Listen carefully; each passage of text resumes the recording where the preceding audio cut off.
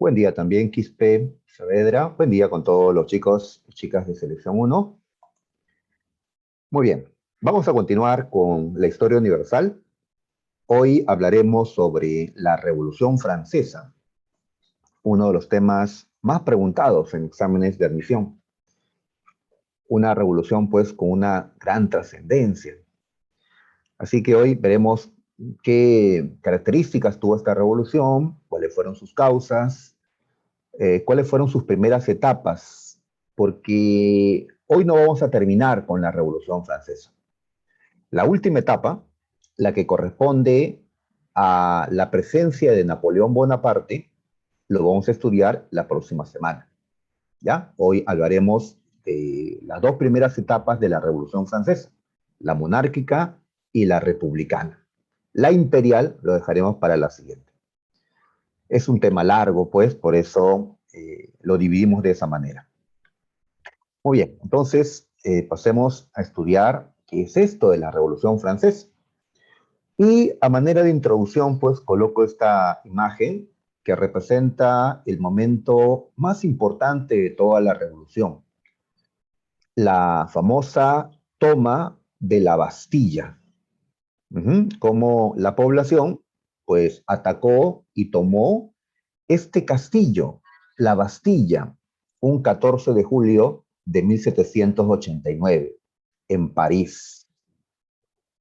Muy bien, entonces el pueblo francés se había levantado, le había dicho no a su rey absolutista y para defenderse había tomado la Bastilla para utilizar las armas que encontraron allí en su defensa contra la represión del rey. Muy bien, los franceses hasta el día de hoy recuerdan la toma de la Bastilla.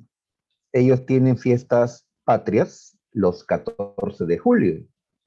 Los franceses no celebran pues su independencia. Ellos celebran, ellos recuerdan la toma de la Bastilla, la Revolución Francesa. Muy bien, esta imagen lo pongo además porque vino en una pregunta de admisión de la Universidad de San Marcos. ¿Qué representa esto? Nos preguntó. Pues representa que la población ha tomado el control, ¿ya? Ha desconocido al rey por sus arbitrariedades. El poder ha vuelto a la población. La Revolución Francesa, entonces, muchachos. A ver, veamos. Fue un proceso de luchas liderado por la burguesía. Así que la Revolución Francesa fue una revolución burguesa, ¿ya? Fue la más grande revolución burguesa. Así se le ha considerado. Han habido otras revoluciones burguesas, como la Revolución Inglesa o la independencia norteamericana o la Revolución Industrial, ¿no? Y otras más, ¿ya? Pero se considera que esta fue la más grande de las revoluciones burguesas. Y le llamo así porque la burguesía fue quien lideró esta lucha. No lo hicieron solos, obviamente. Necesitaron del apoyo popular de los sectores bajos de la población francesa. Sin ellos no habrían podido llegar al poder y cambiar a Francia. Pero fueron ellos los que los dirigieron, no la gente de clase baja. Muy bien, ¿qué es lo que hizo la Revolución Francesa? Pues destruir el antiguo régimen. Decíamos que antiguo régimen viene a ser aquellas características que presentaba Francia hasta antes de esta revolución. Sobre todo dos características. ¿Cuáles eran? ¿Ah? El antiguo régimen se caracterizaba por la presencia de reyes absolutistas. Y número dos, la presencia del feudalismo. Ajá, así que el antiguo régimen era pues la permanencia del absolutismo y del feudalismo. Ambos elementos que eran vistos como cosas ya superadas, cosas viejas, ¿no? Antiguo régimen le llamaron por eso los franceses. Porque en Inglaterra el absolutismo ya había caído. El feudalismo era un sistema que venía desde siglos atrás y ya debía quedar pues en el pasado, ¿no? El antiguo régimen. La revolución eliminó el antiguo régimen, eliminó el absolutismo, eliminó el feudalismo en Francia y convirtió a Francia en un estado moderno, ¿ya? En un estado liberal, en un estado capitalista.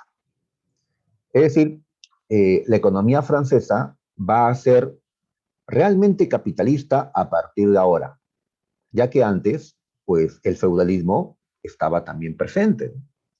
Iba a ser un estado liberal, es decir, un estado organizado conforme a las ideas del liberalismo. El liberalismo era la doctrina que defendía las libertades individuales. Pues este estado va a organizarse siguiendo, ¿no?, esas ideas.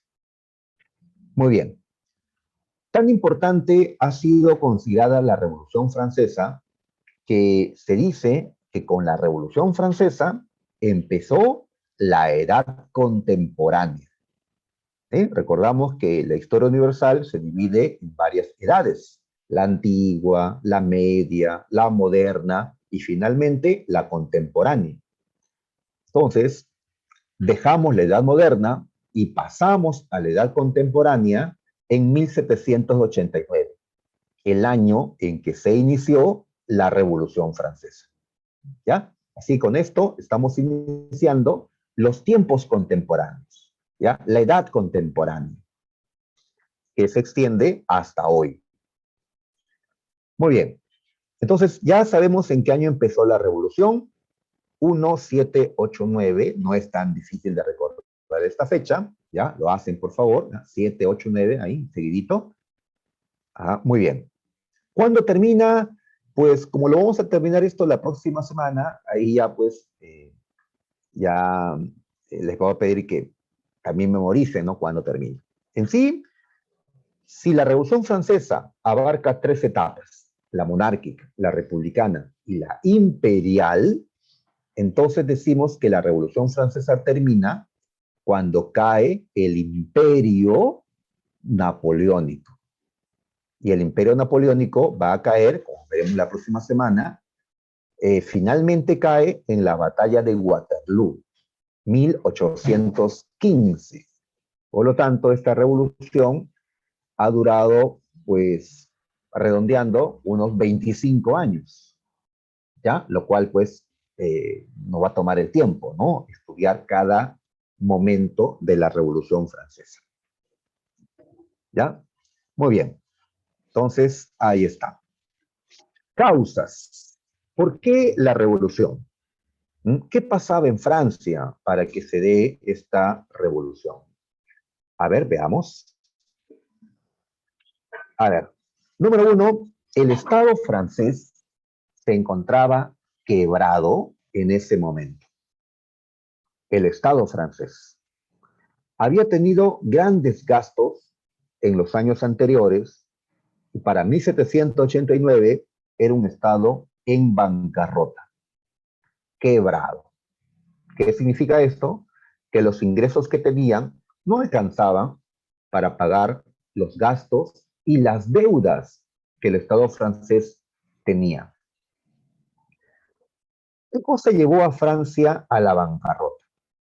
A ver, guerras, guerras.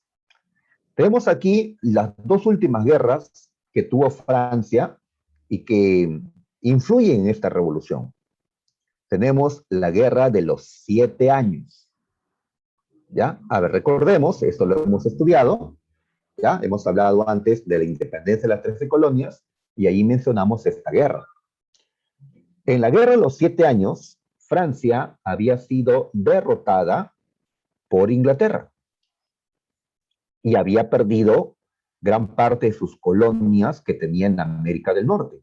Canadá, por ejemplo.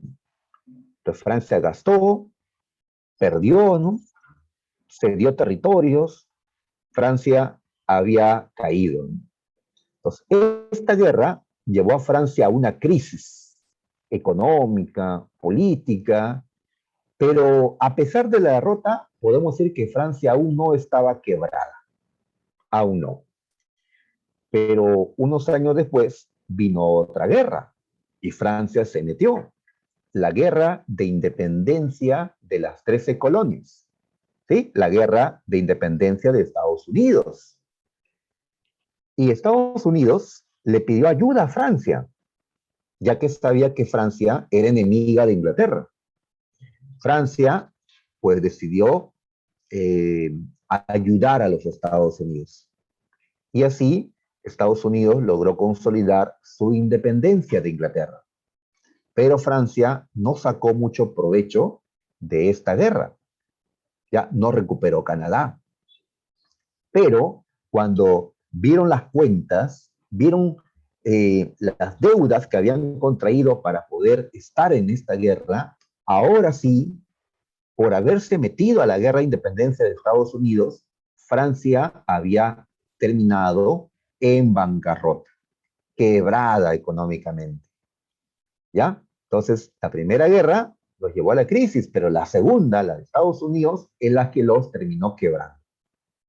Por eso, en un documental muy famoso que pueden encontrar en YouTube, pues dicen que Estados Unidos fue la tumba de Francia, la tumba de la monarquía absolutista de Francia, porque esta crisis va a dar inicio a la revolución y en la revolución pues va a caer la monarquía absolutista.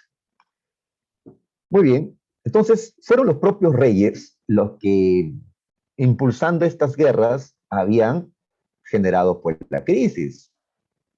¿Cómo se llamó el rey que metió a Francia a la guerra de independencia de los Estados Unidos?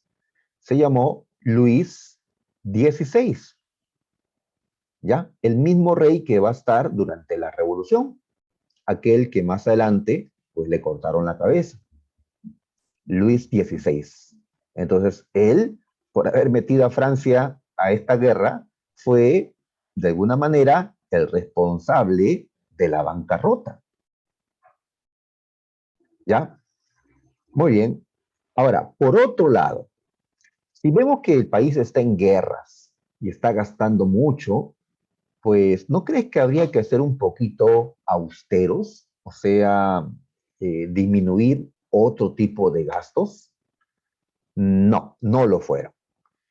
No porque los reyes y los nobles de Francia querían, pues, tener una gran vida, ¿no? Una vida de lujos, una vida muy acomodada.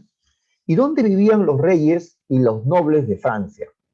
Vivían en el palacio más lujoso, más espléndido de toda Europa en ese tiempo. El Palacio de Versalles. Ajá, el Palacio de Versalles. Eh, este palacio había sido construido años atrás por un rey llamado Luis XIV, el rey Sol, el rey más absolutista que tuvo Francia. Este palacio los había alejado de París. ¿Ya? En París, pues, había mucha gente pobre que deambulaba buscando trabajo, buscando ganarse la vida, así que se construyó en Versalles este palacio en una zona exclusiva, donde solo pues estaban los reyes y la nobleza. Muy bien, 5.000 personas vivían en ese palacio, entre, ¿no?, la élite y los sirvientes que los atendían. Y ahí se daban pues la gran vida, ¿no? A la hora de comer, a la hora de vestirse, ¿no? A la hora de celebrar pues en fiestas. Entonces, el mantener los gastos de toda esta gente en el Palacio de Versalles pues también llevó a Francia a la situación de crisis. Era mucho lo que se gastaba en Palacio de Versalles, ya que ellos no pagaban lo que comían o lo que disfrutaban allí con plata de sus bolsillos, sino con lo que la gente, lo que la población pagaba como impuestos. Y lo curioso, pues, lo contradictorio, es que ninguno de los que estaban allí en el Palacio de Versalles, ningún rey o noble, pagaba impuestos. Pero si se daban la gran vida gastándose la plata de los impuestos de otros. Entonces, los gastos en Versalles y las guerras llevaron a Francia a la bancarrota. Si hemos responsabilizado al rey Luis XVI por haber metido a Francia a la guerra de Estados Unidos, pues se le echa la culpa a la reina de Francia, a María Antonieta, de los gastos de las fiestas en el Palacio de Versalles. Muy bien. Aparte de esto, también hay que ver que Francia era un país, digamos, atrasado en comparación a Inglaterra. Atrasado porque Francia aún mantenía el sistema feudal, aún había feudalismo en Francia. No así pleno como en la Edad Media, pero habían rezagos feudales. ¿Ya? Entonces en Francia, aparte de los reyes, la clase dominante seguía siendo una nobleza feudal, condes, duques, marqueses, que tenían tierras, que tenían este, que tenían castillos, que tenían siervos. El sistema feudal todavía estaba vivo en Francia. Bueno, los señores feudales ya no eran como en la Edad Media, porque ya no tenían autonomía política en sus feudos. O sea, ya no podían hacer lo que les dé la gana en sus feudos, porque ahora había un rey al que obedecer. ¿Ya? Muy bien, pero pues en lo demás mantenían sus privilegios. ¿Ya? Muy bien, entonces la revolución, ¿qué es lo que va a buscar acá? Va a buscar, a ver, sacar a Francia de la crisis, va a buscar eliminar estos rezagos feudales para que el capitalismo pueda desarrollarse plenamente, ¿ya? Para eso tenía que liquidarse el sistema anterior. Y como la burguesía está dirigiendo esto, pues los burgueses son los que están buscando el desarrollo del capitalismo. Muy bien. Otra causa de la revolución, la crisis de los cereales. ¿Qué es esto, no? Que poco antes de la guerra, de la revolución, perdón, poco antes, se había dado una mala cosecha en Francia. Mala cosecha. Por alteraciones climáticas, pues se habían malogrado los cultivos. Y Francia tenía una población ya bastante numerosa en ese tiempo. Había muchas bocas que alimentar, pero las cosechas habían sido muy malas en 1788, 1789, o sea, justo antes de la revolución. Por lo tanto, los alimentos estaban ahora pues encarecidos, habían subido de precio eh, poco antes de la revolución. Y esto, sabemos, afecta a la gente más pobre. La gente más pobre, pues, lo que gana es para comprar comida. Los ricos, pues, no van a sufrir mucho de esto, ¿no? Así que tenemos una población pobre en Francia que está sintiendo hambre, porque ya no se alimentaba como antes, ya no alcanzaba, ¿no? ¿Ya? Se dice que había que trabajar todo un día para comprar un pan en Francia. Bueno, no era un pan chiquito, ¿no? Un pan, pues, un poquito más grande, pero un pan de todas maneras, ¿no? Para ver, pues, cómo se habían elevado los precios. Así que esto tenía molesta a la gente pobre, pues, y la palabra revolución le sonó, pues, algo bonito, ¿no? Pues hay que sacar a estos gobernantes, hay que obligarlos a hacer de otra manera, y tal vez las cosas iban a cambiar. Muy bien. Otra razón de la revolución era la división social en estamentos. Recuerda que los estamentos eran grupos prácticamente cerrados de la sociedad. O sea, si uno pertenece a un estamento, no puede pertenecer a otro luego. No podemos cambiar de estamento, no podemos ascender o descender en la sociedad francesa. ¿Cuáles eran estos estamentos? La nobleza, ¿sí? Para ser noble debías de tener un título de nobleza, el título de conde, de marqués, ¿no? Un título de nobleza. El clero, bueno, para ser parte del clero tenías que ingresar, ¿no? A la iglesia católica, ¿no? Como religioso, ¿no? Como sacerdote. Y está el tercer estamento, tercer estado o estado llano. ¿Ya? Cualquiera de esos nombres está bien. ¿Quiénes estaban en el tercer estado? Pues todos aquellos que no eran ni nobles ni sacerdotes. ¿Ya? O sea, en el tercer estado se encontraban los campesinos, los sansculotes y también la burguesía. ¿Ya? A ver, a los burgueses los conocemos ya, a los campesinos también, pero los sansculotes o sansculots como que no los conocemos, ¿no? Y tenemos que conocerlos, porque inclusive Samargos preguntó por quiénes eran ellos en esta revolución. ¿Ya? A ver,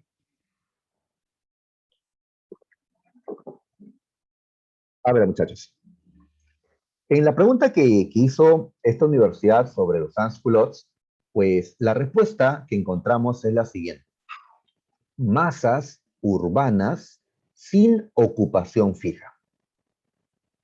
Así es, o sea, los sans-culottes eran la gente pobre que vivía en las ciudades, sobre todo en la ciudad más importante, París, ¿no? La capital de Francia, ¿no? Así es. ¿Por qué sin ocupación fija? Porque no eran profesionales, porque no tenían pues un empleo estable, ellos se ganaban la vida haciendo diferentes tipos de cosas, ¿no?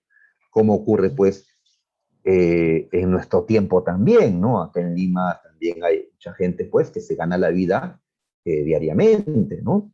Tienen un trabajo estable, una carrera, ¿no? Pues así que era la población pobre de la ciudad y ellos son los que van a ser muy importantes en esta revolución porque serán los que se levanten, los que tomen la Bastilla, los que defiendan a Francia de los ejércitos invasores extranjeros.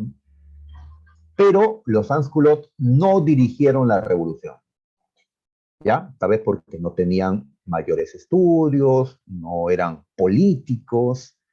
Los que dirigieron la revolución eran los burgueses. Ellos sí, ¿no? Tenían riqueza, tenían estudios, pues la burguesía es la que dirigió la revolución, pero para eso necesitó el respaldo de los sans-culottes, ¿ya?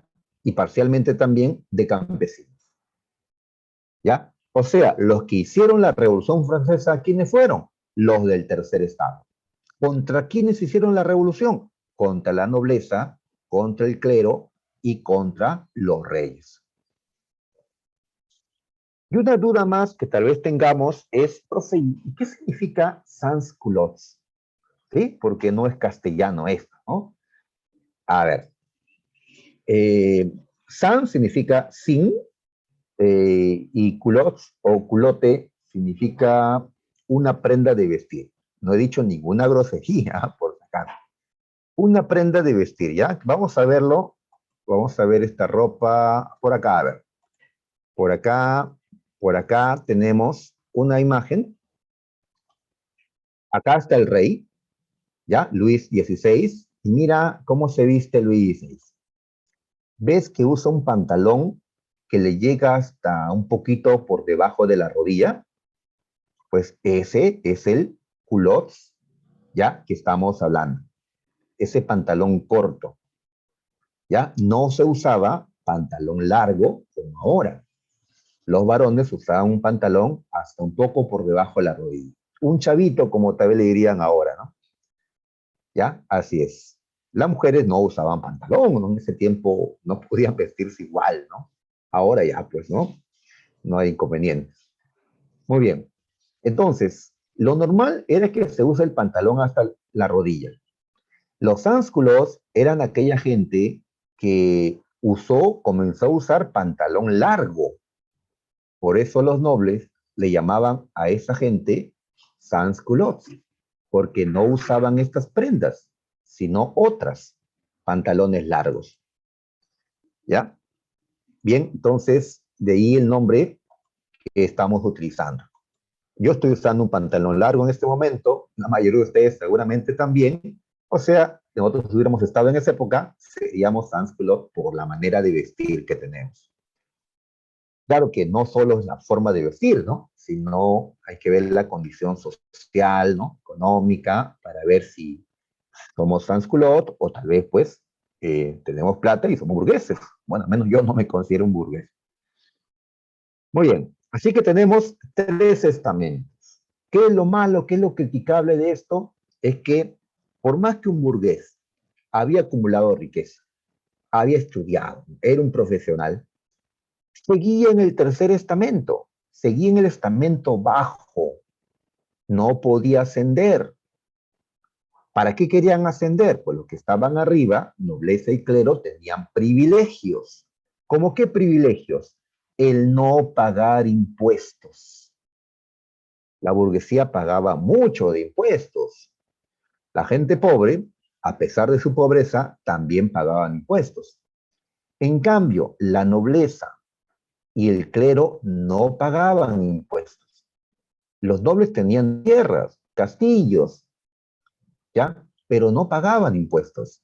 El clero, los sacerdotes, integraban una institución que tenía mucha riqueza, la Iglesia Católica, pero estaban exonerados del pago de impuestos, ya que nobles y clero eran los protegidos del rey.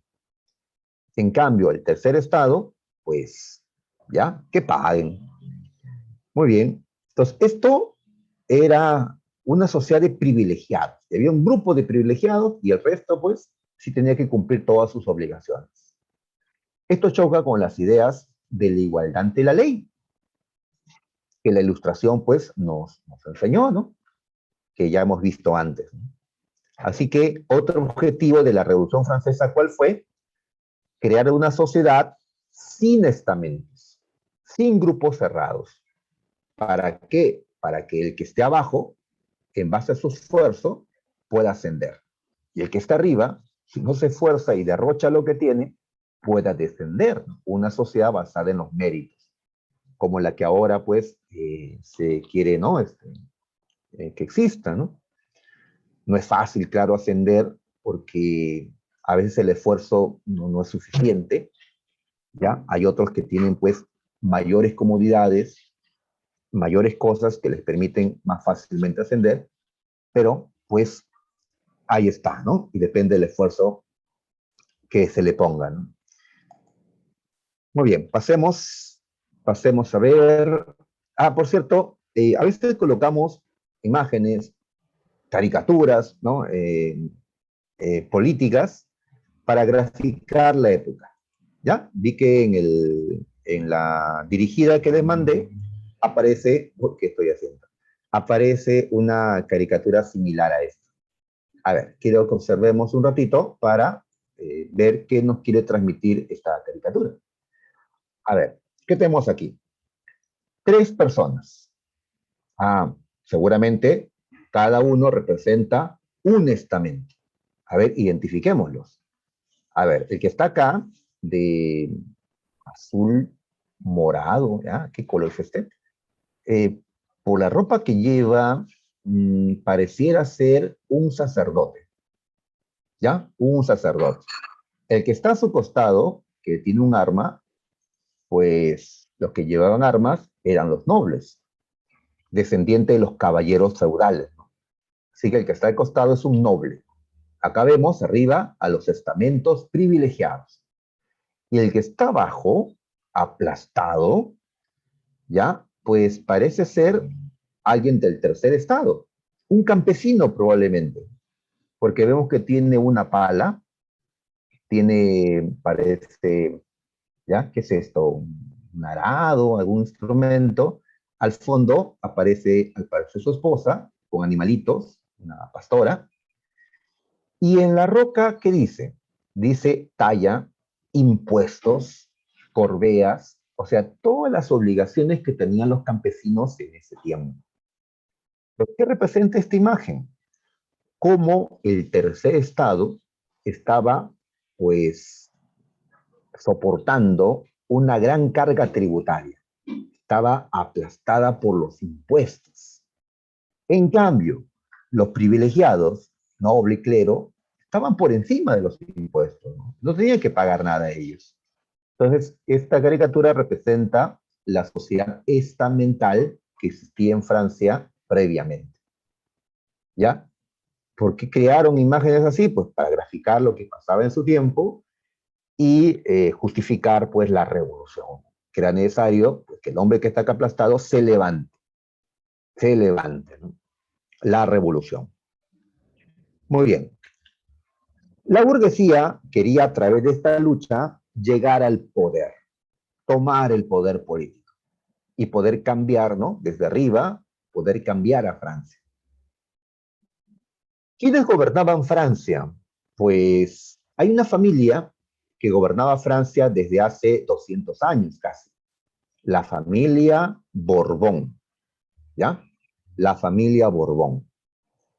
Muy bien, el rey Borbón de este momento era Luis XVI. Luis XVI, ¿no? Ahí está Luis XVI, una imagen de la película María Antonieta.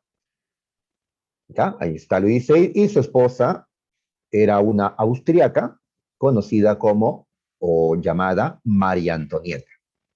No de las Nieves, ¿eh? María Antonieta de Austria o María Antonieta de Habsburgo. Ya sé que me iban a decir de las Nieves, pues siempre bromean así. Ahí está, ¿no? Entonces eran los reyes de Francia. ¿Qué tipo de gobierno existía en Francia? Pues una monarquía absolutista.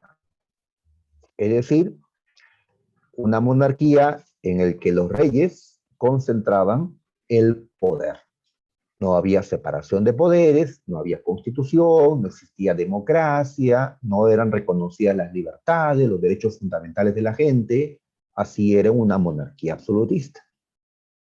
Muy bien, la revolución que va a buscar hacer, eliminar el absolutismo.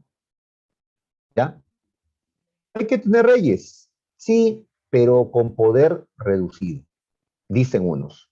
Otros dicen, no hay que tener reyes, no, hay que elegir gobernantes cada cierto tiempo, como lo comenzó a hacer Estados Unidos, que se había independizado ya y había elegido la población norteamericana a George Washington ya en este tiempo. Así que habían dos opciones, ¿no? O una monarquía con reyes débiles, una monarquía constitucional o una república. Ya lo que no querían era una monarquía absoluta. Muy bien, ahí está María Antonieta, pues, ahí está, ¿no? Con su vestido, sorprendiendo a sus invitados seguramente con algún nuevo diseño o con un nuevo peinado, ¿ah? Como este peinado que en una ocasión usó, que sostenía en su cabeza un barco, ¿ya? Y sus sirvientes desde atrás tenían que ayudarnos para que no se vaya a caer, ¿no? Todo esto, ¿no? Pues María Antonieta ha sido, pues, considerada una mujer frívola, una mujer que se preocupaba demasiado por su apariencia y se olvidaba de que era la reina. Y la reina debía velar, pues, ¿no? Por, como si fuera la madre de los franceses, debía de velar, pues, por su pueblo. Muy bien, esta pareja que ahora pues viste así y está en su lujoso palacio, más adelante ellos y seguramente los nobles que están a su lado van a ser decapitados. ¿Qué ideología es la que llevó a Francia a la revolución? Pues podemos llamarle la ilustración a esta ideología o también le podemos llamar el liberalismo. El liberalismo. ¿Ya? Muy bien. El liberalismo, como ya hemos estudiado antes, es una doctrina política, es una ideología que defiende las libertades individuales. ¿Por qué había que defender las libertades individuales? Porque en ese tiempo existía un Estado absolutista que no hacía caso que la gente era libre, que tenía derechos, pasaban por encima pues, de los derechos y libertades de la población. Así que ellos van a levantar la voz en esta revolución diciendo pues libertad, igualdad y fraternidad. Esto considerado pues el lema de la Revolución Francesa. Muy bien. Y una causa más para terminar esta parte, que poco antes las 13 colonias inglesas en América del Norte se habían independizado. Había nacido Estados Unidos. Y Estados Unidos, pues, se organizó eh, conforme al liberalismo. En Estados Unidos sí se estableció una separación de poderes, se aprueba una constitución donde se reconocen las libertades, etcétera. Y comenzaron a llamarse, pues, ¿no?, la tierra de la libertad. Pues Francia, los franceses querían pues también lo mismo, ¿no? Habían dos países ya que habían cambiado, que habían adoptado estas libertades: Inglaterra y Estados Unidos. Entonces Francia, pues quería estar, ¿no? Los franceses, la gran mayoría, quería lo mismo, ¿no? Porque frente al absolutismo, frente al feudalismo, pues esto era algo mejor. Muy bien, entonces tenemos una serie de causas, ¿ya? Ahora vamos a entrar al desarrollo de la revolución. Muy bien, un poquito antes de que empiece la revolución, tenemos que resaltar esto, ¿ah? La revuelta nobiliaria. Y esto se dio poco antes. ¿Qué es esto de la revuelta nobiliaria? A ver, Luis XVI, el rey de Francia, tenía que resolver el problema de la bancarrota. Francia está endeudada, Francia no tiene cómo pagar sus deudas y gastos. Los ingresos que tenía no alcanzaban. Recuerda que no todos pagan impuestos en Francia. Y los que sí pagan, ya les habían aumentado los impuestos. Y aún así no alcanzaba. Entonces, ¿qué hacer? Para este momento, Luis XVI tenía un ministro de Economía llamado Necker. Y Necker le sugiere al rey que haga algo. ¿Qué cosa? Pues que ya era tiempo de que aquellos que no pagaban impuestos, pues comiencen a pagar. ¿Quiénes no pagaban? ¿Recuerdan quiénes no pagaban? Pues los dos estamentos privilegiados. Es decir, no pagaban impuestos la nobleza y el clero. Pues tienen que pagar entonces, al menos por un tiempo, hasta que la situación se mejore. Así que Luis XVI va a intentar una reforma tributaria, ¿ya? Todos debían de pagar impuestos ahora, todos, sin distinción de estamentos, no que yo soy un privilegiado, todos. Para eso, llamó a los nobles a una reunión. ¿Cómo se llamó esta reunión? La Asamblea de Notables. Allí va la nobleza, ahí va gente del alto clero, ¿sí?, obispos, y el rey les plantea esto: la necesidad de que paguen al menos por un tiempo. ¿Cuál fue la respuesta de la nobleza? ¿Cuál fue la respuesta de los grupos privilegiados? ¿Aceptaron? Sí, somos conscientes de que Francia está mal y vamos a pagar. Total, tenemos propiedades y es correcto que paguemos, ¿no? No, eso no dijeron. Ellos querían mantener sus privilegios, querían estar sin pagar, ¿no?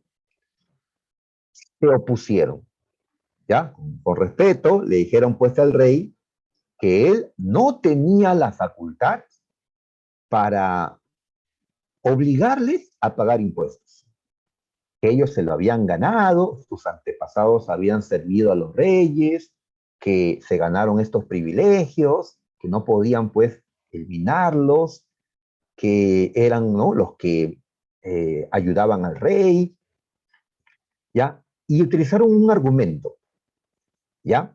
Que los impuestos, la reforma tributaria debía ser aprobada no solo por el rey y su ministro, debía ser aprobada por todos.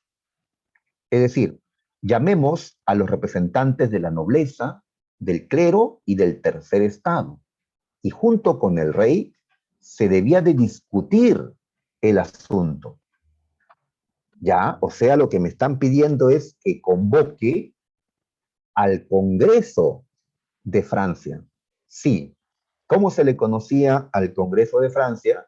Se le llamaba los estados generales. Así que el rey consulta con el ministro dice, sí, está bien, llamemos a los estados generales, llamemos al parlamento francés. Hace 150 años que no se había llamado al parlamento, ya que los reyes absolutistas no quieren parlamento. Los parlamentos se les pueden oponer, como va a ocurrir ahora, ¿ya? Cuando el rey convoca al parlamento a los estados generales, lo que estaba haciendo era dando inicio a la Revolución Francesa. ¿Por qué? Porque en los estados generales van a asistir burgueses y estos van a enfrentarse al rey poco a poco. ¿Ya? Entonces, los nobles no habían aceptado los impuestos y habían pedido que se convoque a los estados generales. El rey lo hizo. Si los nobles hubieran dicho, sí, está bien, vamos a pagar los impuestos, el rey no hubiera convocado a los estados generales y tal vez no se habría dado la revolución. Pero al hacerlo, pues empieza la revolución. Desarrollo, entonces, de la revolución. Así Pérez. Ya, desarrollo de la revolución. A ver, nuevamente, les digo que la Revolución Francesa pasó por 3 etapas. La monárquica, cuando aún tenían rey. La republicana, cuando dejaron de tener rey. Y luego, la etapa imperial, cuando Napoleón Bonaparte se convirtió en emperador y volvieron a tener entonces un rey. ¿Sí? Que no se llamaba rey, se llamaba emperador, pero es lo mismo. Así que hay 3 etapas. Hoy hablamos de las 2 primeras, monárquica y republicana. La próxima semana vemos la etapa imperial.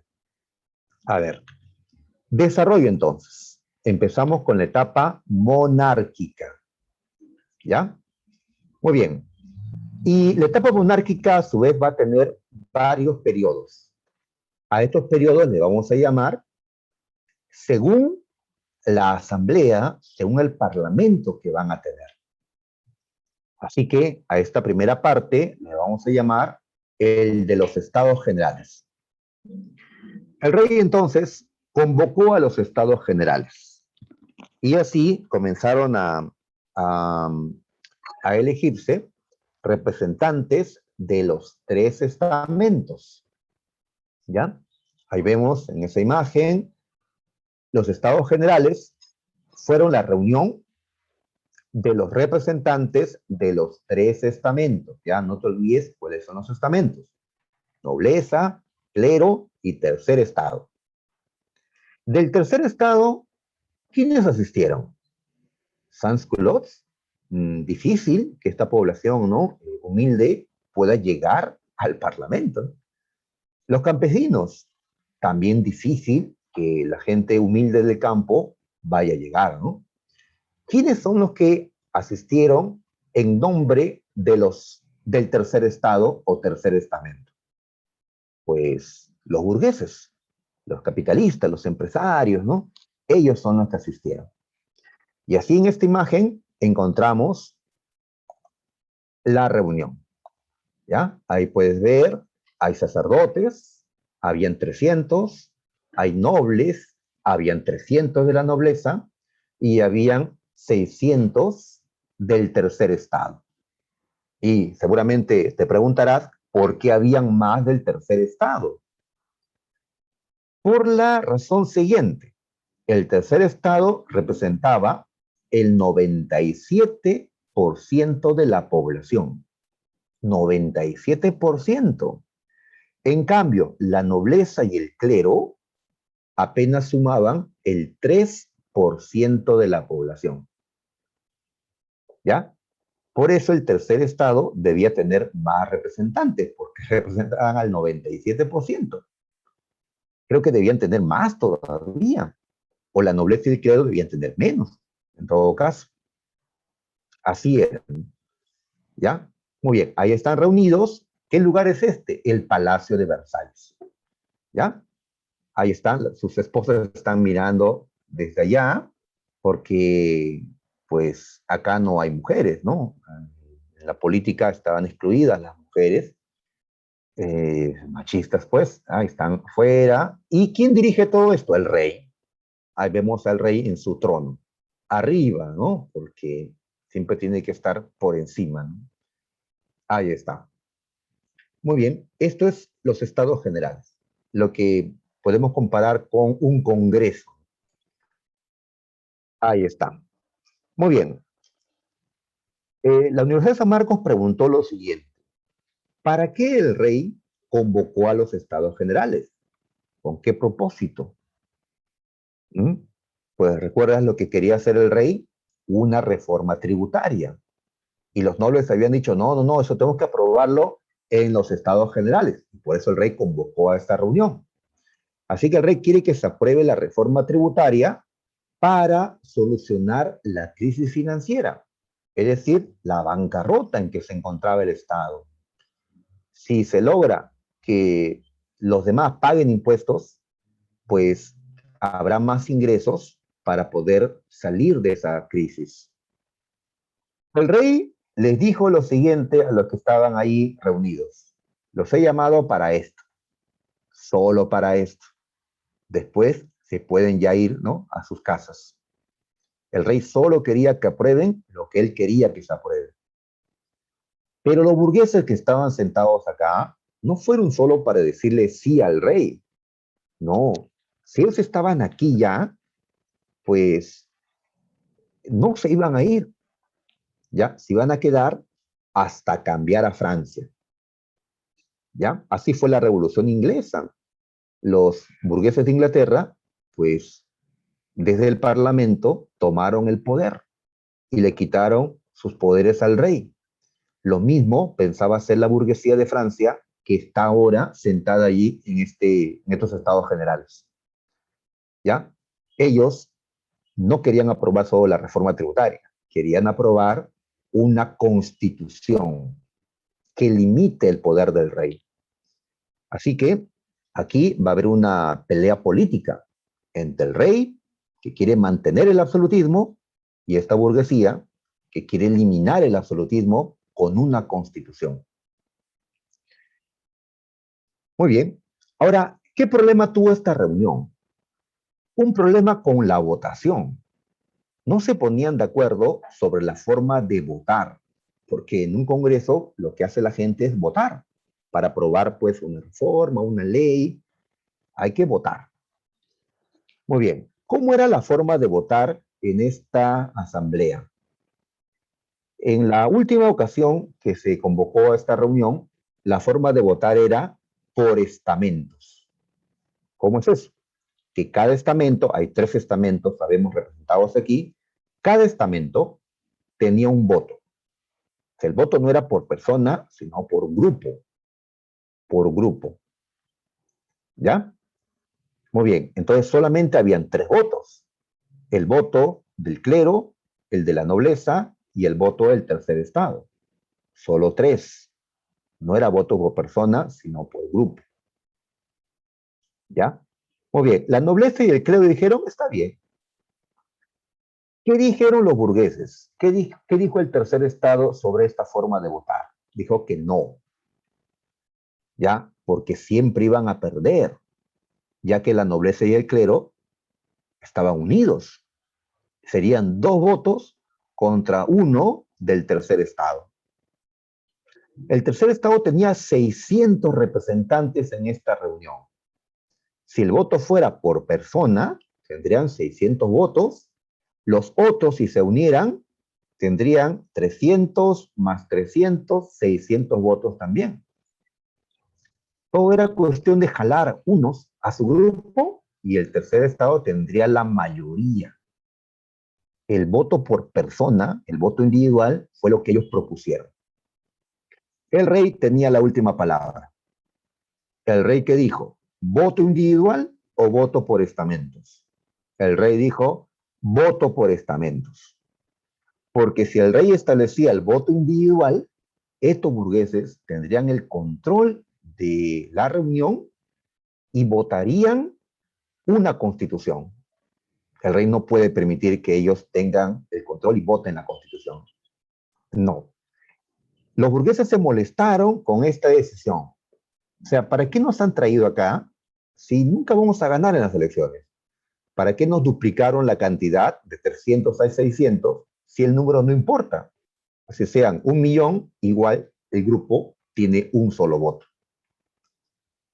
Pues en protesta, ¿qué hicieron? Se levantaron y abandonaron la reunión. El tercer estado abandonó los estados generales en protesta, ¿no?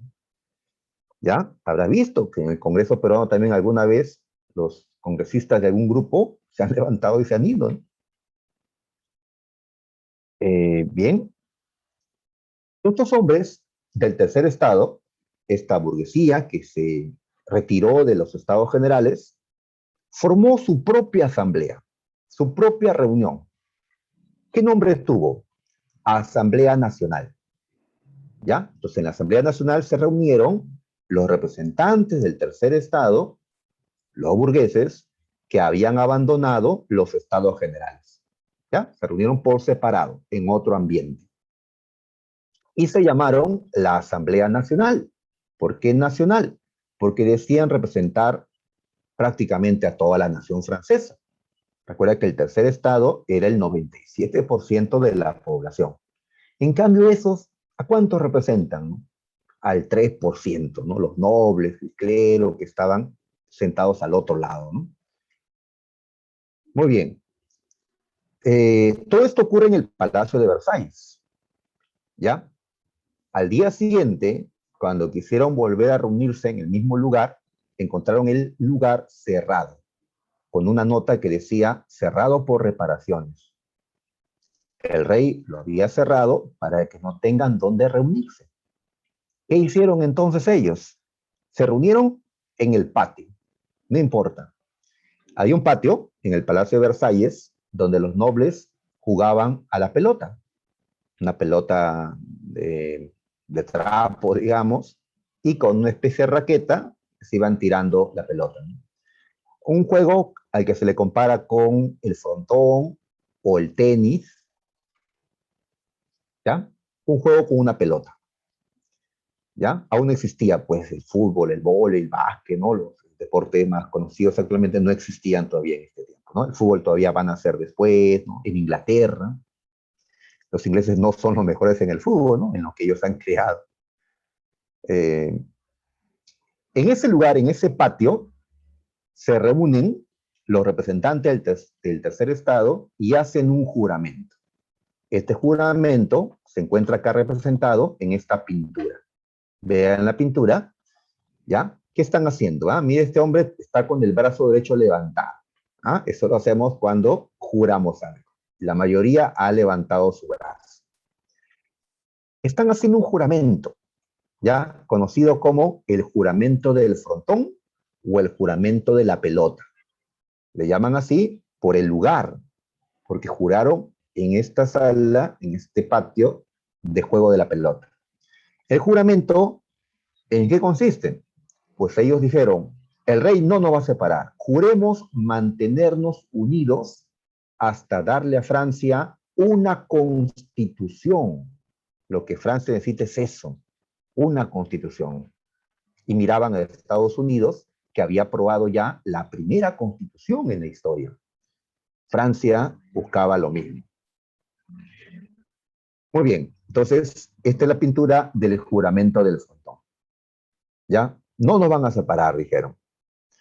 El rey, pues, necesitaba que estos se vuelvan a juntar con los nobles y con el clero para aprobar la reforma tributaria. Si no, ¿cómo se solucionaba la crisis, no? Así que el rey termina cediendo. Ya, la votación será por persona, por persona. Y así celebran los representantes del tercer estamento porque si el voto era por persona, tendrían la mayoría. La mayoría no eran 600, no estaban empatados, ya no. Varios nobles y también, ¿no? Sacerdotes se unieron con ellos, porque a pesar que eran nobles o sacerdotes de estamentos privilegiados, habían quienes estaban de acuerdo con los cambios, con las reformas, ¿ya? eran nobles y sacerdotes influenciados también por las ideas no liberales. Así que se unieron con ellos diciendo, les apoyamos. ¿Ya? Entonces ahora se vuelven a juntar nuevamente. La misma reunión con las mismas personas, pero con otro nombre. La reunión adopta este nombre, Asamblea Constituyente. Asamblea Constituyente. ¿Por qué el nombre Constituyente? Porque el objetivo era la creación de una constitución, la primera de Francia en su historia. Toda Asamblea Constituyente tiene como propósito una nueva constitución. Habrás escuchado pues al presidente Castillo, quiere una asamblea constituyente. ¿Ya? Muy bien. Entonces, el rey por ahora está cediendo y la asamblea aprueba las reformas tributarias. Ahora la nobleza y el clero también tienen que pagar impuestos. ¿Ya? Pues se aprobó, ¿no?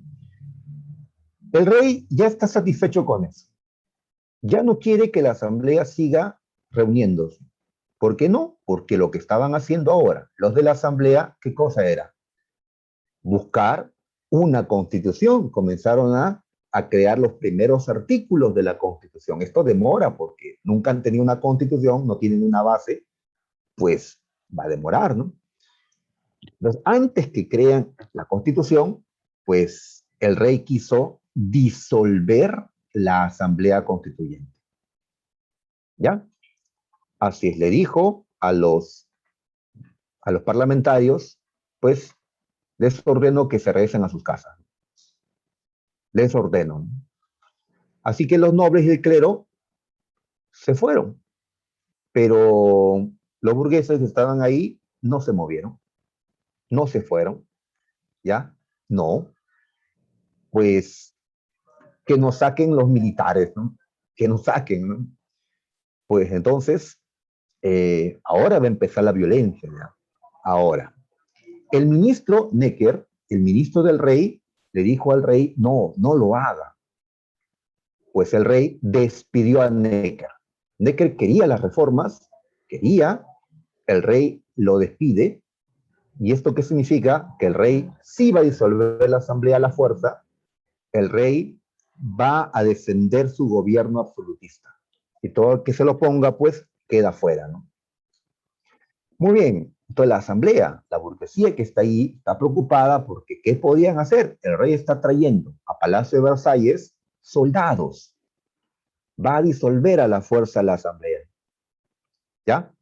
Todo esto llega a oídos de de la gente de París, de los sans-culottes, de la población parisina. Se enteran de esto, que el rey va a hacer de las suyas. Y como la gente iba a protestar, entonces el rey creía iba a mandar tropas para reprimirles. Muy bien, un hombre llamado Camilo Desmoulins se levanta, ¿ya? Y le dice a la gente de París, ya vienen a matarnos, como lo hicieron antes, ya vienen, ¿no? ¿Ya? El que el rey haya despedido a Necker es la señal de que empieza la represión, ¿no? ¿Qué podemos hacer? Le preguntan, ¿no? Necesitamos armas, armas para defendernos de los soldados del rey. A las armas, dijo Desmoulins. Así que la población, temerosa de que el rey no los ataque, como antes en efecto ya había pasado, pues atacaron las armerías donde se guardan armas, ¿no? Pero no había pólvora en estas armerías. Para pues disparar las balas necesitas pólvora, ¿no? ¿Dónde hay pólvora? Pues en la Bastilla. La Bastilla es un castillo en París. Fue destruida en la Revolución. Allí se guardaba la pólvora. Allí está la pólvora entonces. Así que dice Camilo Desmoulins, a la Bastilla entonces. Y así la gente fue a la Bastilla. Como los guardias que custodiaban la Bastilla no les dejaron entrar para que se lleven la pólvora y las armas que allí habían, pues decidieron tomar la Bastilla a la fuerza. Y así, ¿no? Ya un 14 de julio de 1789 se produjo la toma de la Bastilla, ¿ya? Es como que actualmente, pues, no sé, en Lima los civiles tomen un cuartel, ¿ya? Y salgan pues armados. Pues eso pasó en Francia, ¿no? ¿Ya? Ahí está, ¿no? ¿Cómo se justifica esto? Pues diciendo que eh, el rey ha violado el pacto social. Que hay un pacto, un contrato entre el gobernante y los gobernados, ¿ya? Que los gobernados le han dado una parte de sus libertades al rey para que él gobierne, pero el rey ha roto el pacto al gobernar de manera arbitraria, ¿ya? Por lo tanto, si se ha roto el pacto, ya no reconocemos a un rey de ese tipo. El pueblo recupera entonces el poder. Bien, entonces, utilizando así ideas de filósofos como Rousseau, pues se dio la toma de la Bastilla. ¿Ya? La gente salió armada de allí. Muy bien, ¿ya? Esto se repitió en las provincias de Francia. En las provincias, en el campo, se atacaron castillos. Así como acá en París se atacó el castillo de la Bastilla, se atacaron otros castillos en las provincias. Lo hicieron los mismos campesinos que estaban pues explotados por los señores feudales, dueños de esos castillos. Muy bien, a esta ola de ataques contra los castillos, contra la nobleza, pues se le ha conocido como el periodo del Gran Miedo. El Gran Miedo. Eran rebeliones contra el sistema feudal. A todo esto, el rey, ¿cómo reaccionó? ¿Disolvió la asamblea? ¿Se atrevió a hacerlo? Si lo hacía, esta gente se iría contra él. El rey no disolvió la asamblea. Y así la burguesía que estaba en la asamblea tenía el respaldo de la gente para poder aprobar la constitución. ¿Ya? La burguesía tenía el respaldo, pues, de la población francesa. Y número dos, Luis XVI llamó a Necker. Nuevamente lo puso como su ministro de Economía porque la gente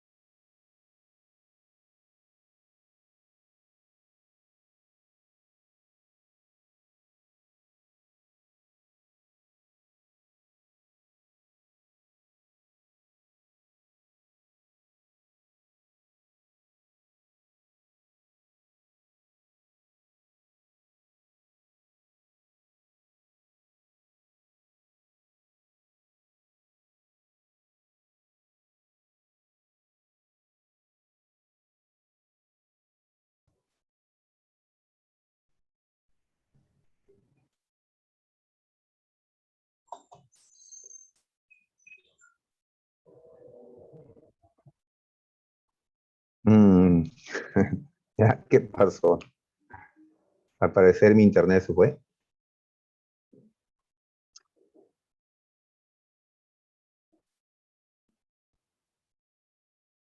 Bien, fue intencional, ¿no? Para que ustedes puedan tomarse un respiro, ¿no? ¿Qué hay? Sí, ¿ya? Ok, muchachos. Entonces, las disculpas del caso ya por este corte. Vamos a retomar.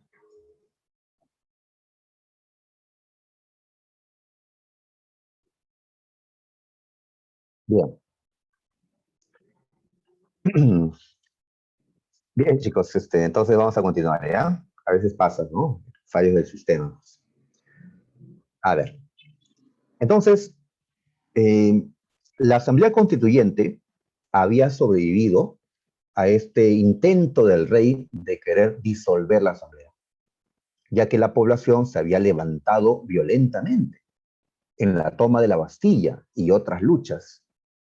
Y así la Asamblea se sentía respaldada para poder aprobar las leyes que van a cambiar a Francia. Y el rey no se atrevía a oponerse por temor pues a los revolucionarios, ¿no? Hasta los soldados, la mayoría, se sumaron a las protestas, se sumaron a la defensa de la asamblea y no del rey. Muy bien, una de las primeras cosas que decreta la asamblea constituyente fue la anulación de los derechos feudales. Es decir, los nobles ya no tenían ningún poder sobre sus siervos, sobre los campesinos que vivían en sus tierras. Estos podían irse. El feudalismo estaba siendo eliminado con esto, ¿ya? La Asamblea aprobó también la Declaración de los Derechos del Hombre y del Ciudadano. Estos eran los primeros artículos de lo que más adelante iba a ser la Constitución. Así que estos artículos fueron aprobados, fueron promulgados ya tempranamente. Y esto es importante, la Universidad de San Marcos nos ha preguntado hasta 2 o 3 veces, me parece, por este documento. ¿Ya? Por eso lo voy a colocar acá. Voy a colocar algunos artículos de la Declaración de Derechos del Hombre y del Ciudadano. A ver, ¿qué dice, por ejemplo? Dice que los hombres nacen y permanecen libres e iguales en derechos. Entonces, ¿qué se está reconociendo con esta declaración? La libertad individual y la igualdad ante la ley. ¿Ya? Ahí está, ¿no? La libertad y la igualdad ante la ley. ¿Ya? Esto ha sido pregunta de admisión. ¿Ya? Muy bien. A ver, también se reconocen otras cosas, como los derechos naturales que tiene el hombre. ¿Cuáles son estos? La libertad, la propiedad, la seguridad, la resistencia a la opresión. Tenemos derecho a resistirnos a la opresión, lo colocaron en esta declaración y por eso, pues, seguirán levantados, ¿no? Muy bien, ellos reconocen que el poder viene de la nación, viene de la población, ¿ya? Y también, esto que ha sido pregunta igualmente de San Marcos, ellos consideraron que la libertad, que era, ¿no?, por lo que luchaban, no era algo absoluto. La libertad tiene también sus límites, ¿ya? La libertad consiste en poder hacer todo aquello que no perjudique a otro, ¿ya? Así que podemos hacer muchas cosas, pero si estas perjudican a otras personas, entonces estamos abusando de nuestra libertad. El límite de nuestra libertad es la libertad del otro, ¿ya? Esto así fue considerado, pues, en esta declaración. Muy bien. Y la ley es la que establece los límites de la libertad. Si sobrepasas, estás cometiendo, pues, una falta, un delito. La ley es la que debe, pues, imperar, ¿no? Nad- este, no estamos obligados a hacer lo que la ley no nos obliga, ni estamos impedidos de hacer si la ley no lo impide, ¿no? Pues es lo que van a consagrar también en esta declaración. Y va a haber una defensa a la propiedad privada, considerado un derecho inviolable, sagrado, así está escrito pues en esta declaración. Recuerda que esta revolución lo está dirigiendo la burguesía. Esta declaración lo ha aprobado la burguesía en el Parlamento y ellos eran los que tenían más propiedades. Así que se entiende la defensa a la propiedad privada. Muy bien. Se aprueba una constitución civil del clero. Esta constitución eh, va a regular a los sacerdotes, va a nacionalizar los bienes de la Iglesia Católica. Entonces, aquí hay un ataque contra los intereses de la Iglesia Católica. Todas las propiedades de la Iglesia en Francia fueron nacionalizadas, pasaron al control del Estado francés. Era una manera de poder salir de la crisis económica en que se encontraba Francia, tomando las propiedades de la Iglesia Católica.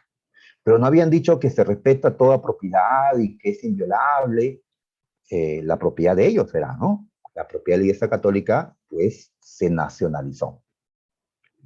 Entonces, la Iglesia Católica condenó a la Revolución Francesa.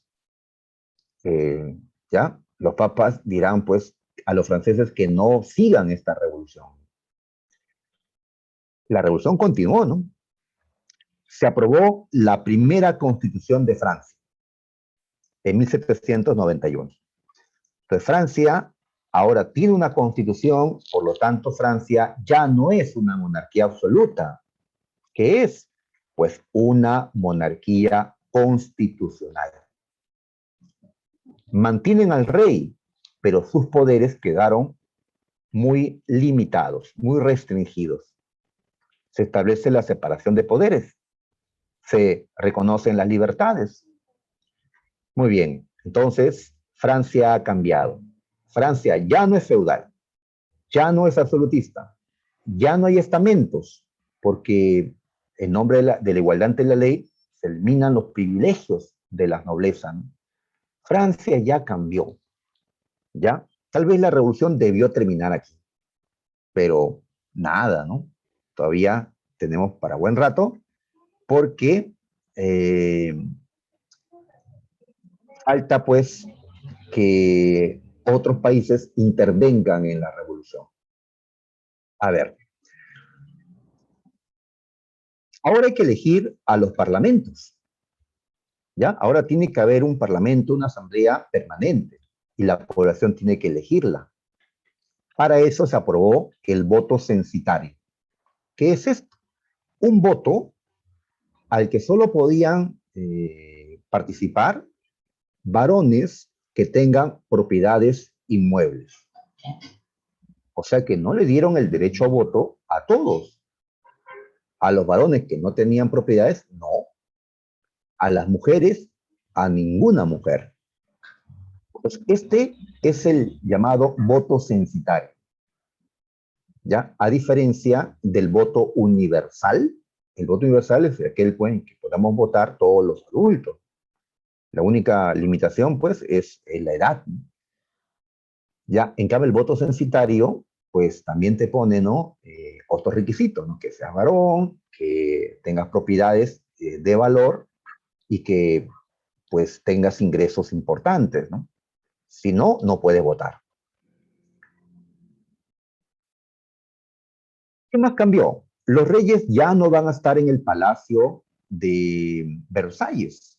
Fueron obligados a trasladarse al Palacio de las Tullerías. Esto es en París. Los reyes volvieron a su viejo palacio, obligados. En esta pintura aparecen mujeres armadas, la marcha de las mujeres. En efecto, ocurrió esta marcha. También fueron hombres, acá han colocado solo a las mujeres. Ellas fueron a Palacio de Versalles a pedir dos cosas. Uno, que le entreguen la harina que había en palacio. Queremos la harina, ¿ya? Para nuestras familias, ¿no? Nuestros hijos. El pan, recuerda el problema de los alimentos. Número dos, los reyes tienen que acompañarnos al Palacio de las Tuilerías, a París, para que estén junto con la gente y no separados en su lujoso palacio. Y acá vemos a María Antonieta, pues, que está siendo pues, prácticamente obligada. Su cara dice que no quería ir. Muy bien, ahí está. Los reyes vivían ahora en el Palacio de las Tullerías. Su poder había quedado muy recortado. La gente no quiere a los reyes, pero los han mantenido, porque Francia siempre ha tenido reyes, y bueno, querían que sigan los reyes. ¿Qué podían hacer Luis XVI y María Antonieta? Quieren recuperar el poder absoluto, pero dentro de Francia muy pocos los van a apoyar. ¿Dónde sí los podrían apoyar? Afuera de Francia. Recuerda que María Antonieta es austriaca. Su familia gobierna en Austria, en el imperio austriaco. Su familia, los Habsburgo. ¿Ya? ¿Por qué no ir a pedir ayuda a los reyes de Austria, de Prusia, de España, de... Los demás reyes eran absolutistas, excepto el de Inglaterra. Los demás reyes eran absolutistas y podían buscar el apoyo de ellos. ¿Con qué argumento? Que si no hacían algo, luego esta lucha se daría también en otros países. Muy bien, los reyes no querían seguir en Francia porque lo que venía de acá era una guerra entre las monarquías absolutistas vecinas y Francia. Querían irse, como ya lo habían hecho muchos nobles y sacerdotes, se habían ido de Francia. Así que cierta noche, Luis XVI y María Antonieta y sus hijos subieron a un carruaje y aprovechan la oscuridad, ¿no?, de la noche. No había iluminación pues en las calles como ahora. Se van de París. ¿A dónde están yendo? Pues en secreto se están yendo a Bélgica. Bélgica, digamos, la frontera con Bélgica era la más cercana a París. Y en Bélgica, ¿quiénes están? Pues en ese tiempo Bélgica pertenecía a Austria.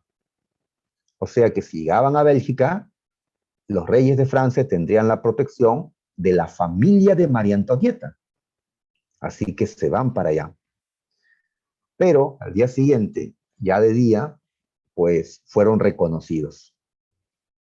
Cerca a la frontera, ¿ya? Y fueron obligados, pues, a regresar a París. Si antes no los querían, ahora menos, porque la gente decía, pues, querían huir del país, ¿ya? Traidores, traidores. A pesar de eso, siguieron siendo los reyes, solo que ahora eran prácticamente prisioneros en sus palacios. Ya muchos planteaban en la asamblea convertir a Francia en una república, dejar la monarquía, una república. Muy bien, una nueva asamblea fue elegida, la asamblea legislativa, y aquí justamente vemos varios grupos políticos, clubs o partidos políticos, como actualmente le decimos. Estaban los fuldenses. Ellos creían que Francia debería seguir siendo una monarquía constitucional. ¿Por qué defendían esto los fuldenses? Porque los fuldenses eran de origen noble y los nobles necesitan a la monarquía. Si no hay rey, tampoco hay nobleza. En una república no hay nobles. ¿Qué nobles peruanos conoces? O sea, peruanos con títulos de nobleza, duques, condes, marqueses, pues no tenemos, ¿no? Somos una república. Cuando nos independizamos, desconocimos todos los títulos de nobleza española que existían acá, ¿no? En cambio, los girondinos y jacobinos no eran nobles, eran de la burguesía. Ellos no tienen título de nobleza, ellos no necesitan al rey. Ellos eran partidarios de la república. Queremos que Francia se vuelva una república. Queremos elegir a nuestros gobernantes y no un rey ya. Sobre todo por lo último que pasó, el intento de fuga de los reyes. Ahora, entre girondinos y jacobinos hay también una diferencia. Los girondinos eran moderados, en cambio los jacobinos eran los radicales. ¿Qué significa ser moderado y qué significa ser radical? A ver, el moderado dice, los cambios están bien, pero hay que ir lentamente. Poco a poco vamos a ir aprobando las cosas. Por ejemplo, el derecho a voto. Ya por ahora, que solo voten los varones que tengan propiedades cuantiosas. Ya después vemos pues que voten otros varones, ya algún día las mujeres. Los jacobinos son más radicales en qué sentido? Que ellos quieren acelerar los cambios. ¿Ya? En el derecho a voto, ¿qué plantearon? Que todos los varones tengan derecho a voto ya, ¿ya? Y no poco a poco, ¿no? ¿Ya? Entonces los moderados quieren ir lento en la historia, los radicales quieren acelerar el tiempo, no quieren acelerar los cambios, aceleran la historia, los radicales. Muy bien, entonces eran grupos políticos que van a debatir en la asamblea. ¿Ya? Y mientras están discutiendo estas cosas, dos reinos vecinos, Austria y Prusia, dos monarquías absolutistas, le declaran la guerra a Francia. ¿Qué les hizo Francia a ellos? Pues no les ha atacado. ¿Por qué le han declarado la guerra a Francia? ¿Por qué la han hecho? Porque los reyes de Austria y Prusia temen que esta revolución llegue a sus países. Temen que su gente se contagie con esta, ¿no?, revolución, porque está triunfando la Revolución Francesa, y temen que la población, ¿no?, de Austria, de Prusia, también se levante contra sus reyes. Muy bien, para que no lo hagan, tenían que hacer fracasar la Revolución Francesa. Así que los reyes de estas monarquías, Prusia, más adelante llamada Alemania, y Austria, comienzan a invadir territorio francés. ¿Ya? Van a buscar llegar hasta París. Muy bien. Derrotar a estos hombres que están, ¿no?, que están haciendo la revolución y devolverle a los reyes de Francia su poder absoluto. ¿Ya? Y ellos iban a quedar en Francia hasta asegurar pues que las cosas sean como quieren. Dos países estaban invadiendo Francia. Entonces la revolución se complica porque ahora hay que defenderla ya no del rey, sino de reyes de reinos absolutistas vecinos. Muy bien, los franceses están asustados porque viene pues un derramamiento de sangre. Hay que defender lo que se ha conseguido, decían. Ahora, no todos los franceses estaban de acuerdo con la revolución. Hay enemigos de la revolución, ¿no?, dentro del país. Y ellos están contentos, pues, con la invasión de los austroprusianos. ¿Quiénes eran los que estaban más contentos? Ojalá ganen los austroprusianos. Pues Luis XVI y María Antonieta. Porque si ganaban los extranjeros, ellos recuperarían el poder absoluto. Se anula la constitución, se elimina la asamblea, o vuelve a ser como antes. Un general prusiano, un invasor, Brunswick, amenaza al pueblo de Francia. ¿Qué les dicen? Si llegan a hacerle algo a sus reyes, a Luis y a María, pues el ejército prusiano destruiría París. Una amenaza, ¿no?, fuerte, ¿no? ¿Cómo tomaron los parisinos esta amenaza? ¿Ya? ¿Con miedo y liberaron a sus reyes? No, al contrario, ¿no? Violentamente fueron a atacar el Palacio de las Tullerías, donde estaban los reyes de Francia. Querían hasta matarlos. Son unos traidores. ¿Por qué estos invasores los defienden a ellos? Porque son sus cómplices, decían, ¿no?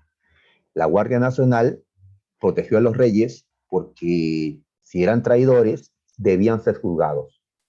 Si había que matarlos, pero después de un juicio. Los reyes salvaron su vida, pero fueron arrestados, acusados de ser cómplices de los invasores. Bien, entonces ya no es reyes. Por eso la primera etapa de la revolución, la monárquica, termina con esto. Ya, pero ¿y qué pasó con la guerra? ¿Ganaron los austroprusianos o los franceses? Pues los franceses van a ir a pelear, no solo los soldados, tiene que ir la población, ¿ya? Para defender, pues, lo que se había avanzado, y para animar a la gente era necesario, pues, meterles ideas de patria, ideas de que somos una nación y hay que defender la nación, ¿ya? Ideas patrióticas o nacionalistas que antes no habían, porque antes los soldados peleaban por el rey, ¿ya? Llevaban las banderas del rey, ¿ya? La bandera de Francia era una bandera blanca, que era la bandera de la familia Borbón, la familia del rey.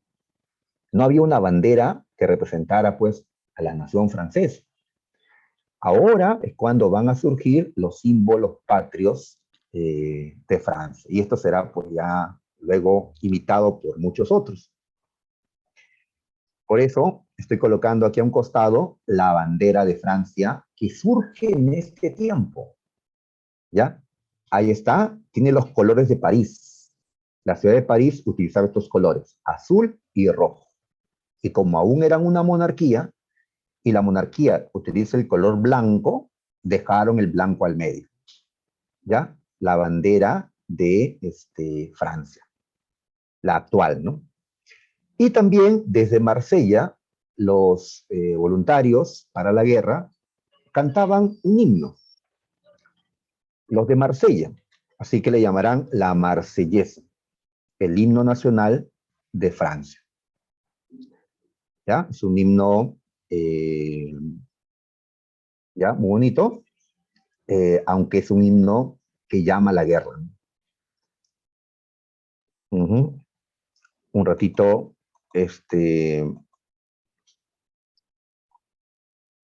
podríamos escuchar un poquito. A ver si me deja.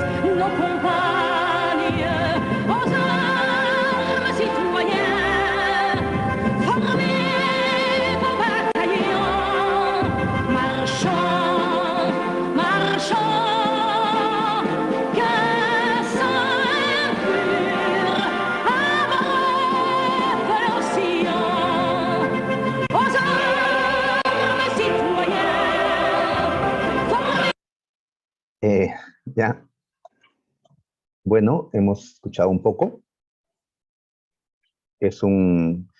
Dice, ellos cantan a las armas ciudadanos, formemos nuestros batallones, marchemos, marchemos, ¿no? Pues justamente, ¿qué es lo que está pasando en ese momento? Que están siendo invadidos por los austroprusianos.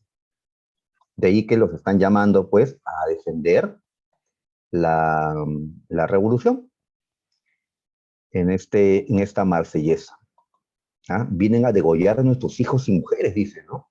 Pues, así que salen, pues, los franceses y vencen en la batalla de Valmy, ¿ya? De esa manera, pues se salva la Revolución Francesa, ¿ya? Se salva. Y cada vez que sean atacados, seguirán pues cantando esto, y la bandera, pues, ¿ya? Entonces están peleando no por el rey, están peleando por la nación, dicen. Muy bien. Entonces, tenemos que entrar a la etapa republicana de la revolución, la segunda etapa. Voy a avanzar un poquito porque el temático así lo exige. Ya, a ver, como la monarquía tenía que ser eliminada legalmente, era necesario crear una nueva constitución. Se convocó a una asamblea llamada la Convención Nacional. En esta convención, los que tuvieron el control de la reunión fueron los girondinos, los republicanos moderados, ¿recuerdan? Muy bien, ellos declararon eliminada la monarquía y fundaron la República Francesa. Ahora, ¿quién asume el gobierno? Pues no hay una persona, sino un comité de salvación pública, así le llamaron. Ahora, ¿qué destacamos en este momento? El juicio de el ex rey Luis XVI. Fue encontrado culpable de alta traición y condenado a muerte. Poco antes, el rey había aprobado que los condenados a muerte sean pues ejecutados en una guillotina, como mostramos en la pantalla, ¿no? Y justamente Luis XVI va a ser eliminado de esa manera. Es una imagen pues ya terrible, ¿no? Como muestran la cabeza del rey a la gente, ¿no? Es una ejecución pública y la gente celebra esto, ¿ya? Porque creen que por culpa de este hombre que llamó a los ejércitos invasores, es que han muerto miles de franceses en la guerra, ¿no? Muy bien. Y luego le llegará su turno a la reina. Pero primero fue juzgado el rey por ser la cabeza, ¿no? Ahora, los demás reyes, ¿cómo reaccionan? Los reyes absolutistas vecinos reaccionan y forman una alianza más numerosa. Si con dos reinos no pudieron invadir a Francia, tienen que ser más entonces. Austria, Prusia, Rusia, España, Inglaterra, o sea, toda Europa se levanta contra la Revolución Francesa prácticamente. Inglaterra es la que lidera la lucha contra Francia, ¿no? Era su archirrival, recordarás. Muy bien, entonces Francia va a tener unos años muy difíciles porque va a tener que enfrentar a tantos, a tantos. Y en estas circunstancias complicadísimas es que se establece un gobierno dictatorial, radical, sangriento, conocido como el terror. ¿Ya? Así las dictaduras aparecen pues, en circunstancias complicadas, ¿no? La última dictadura que hemos tenido en el Perú, pues, la de Fujimori, fue en un contexto pues, de terrorismo, ¿no? Aquí el terror, ¿no? Así le llamaron al régimen dirigido por este Maximiliano Robespierre, un abogado jacobino que llegó pues a dirigir el comité que gobernaba, ¿no? Francia. Le apodaban el incorruptible, ya que él decidió establecer el terror y nadie, nada le podía hacer cambiar la idea, ¿no? ¿Qué es esto del terror? A ver, Robespierre le dice a la gente que mientras estemos peleando afuera, defendiendo la revolución, ya desde adentro pueden hacer fracasar la revolución. ¿Quiénes? Los enemigos, los contrarrevolucionarios, los enemigos de adentro. ¿Qué hay que hacer con ellos? Pues eliminarlos, no en las cárceles, hay que decapitarlos. Pues, ¿y quiénes eran los enemigos, no? Se acusan a todos ya se acusaban entre ellos. Para eliminar a la oposición, los juicios van a ser acelerados. Casi sin pruebas, los jueces van a condenar a esos enemigos de la revolución supuestamente. El terror significa, pues, como lo dijo el mismo Robespierre, el terror no es más que la justicia rápida, severa e inflexible. Y así, miles y miles de franceses acusados de ser opositores a la revolución fueron llevados a la guillotina, fueron decapitados. ¿Ya? La reina, ex reina, también. María Antonieta en este tiempo del terror fue decapitada. Ahora, eh, pero en la práctica Robespierre lo que hacía era, pues, mandar a la guillotina a los que eran enemigos de él. Inclusive hubieron eh, partidarios jacobinos que también fueron llevados a la guillotina, como Danton, quien al inicio había estado de acuerdo con el terror, pero luego opina que ya no, que ya era bastante, que ya había pasado un año, y Robespierre terminó mandando a Danton pues a la guillotina también, acusándolo de ser traidor. Así que dentro de Francia ahora pues hay un gran derramamiento de sangre buscando eliminar a todos los opositores. No eran a veces opositores, pero los consideraban como tal. Si no estabas a favor, es que estabas en contra. No aceptaban posturas medias. En la Vendée, una provincia de Francia, se dio un gran derramamiento de sangre, porque esa provincia se opuso a lo que estaba haciendo París.